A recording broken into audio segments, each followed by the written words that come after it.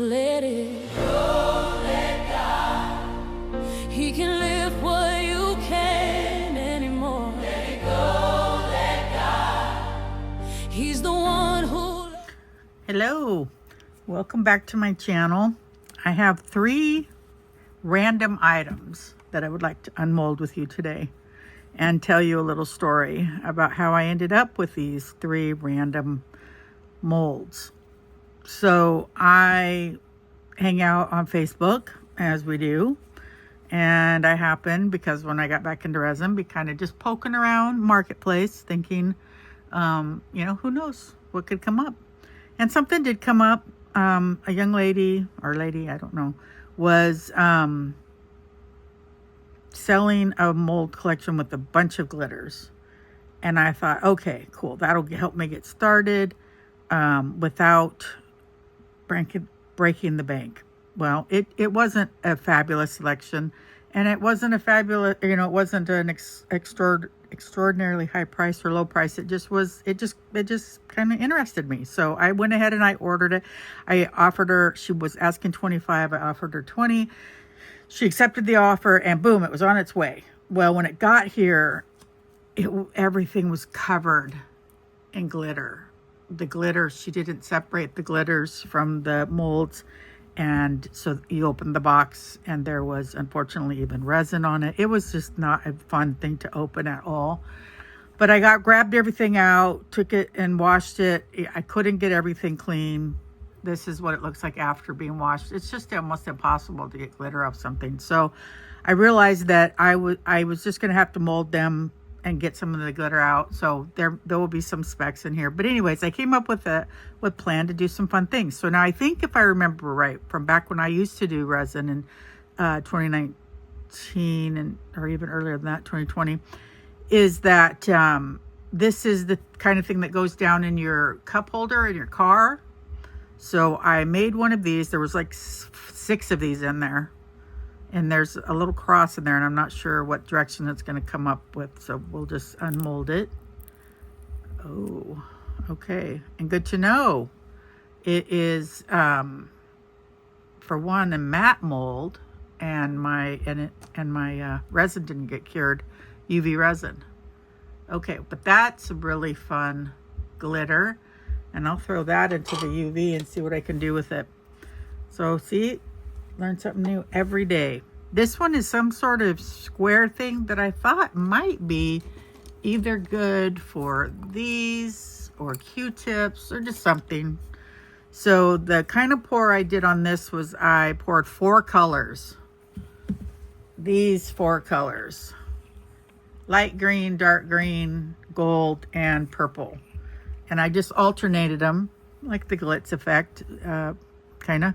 And then it wasn't going to be enough. It was going to go to about here. So I just filled it with clear resin. And so I don't know what it's going to look like, but let's find out. Let's find out.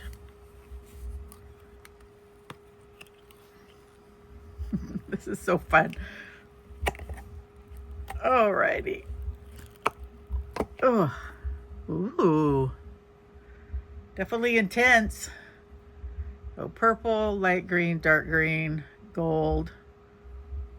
Almost feels like a bubble right there. Oh, see, and there's this. I didn't put any glitter in there, just so you guys know. And there's stars and specks and yeah, there's glitter everywhere. So now the mold should be less glitter anyways, right?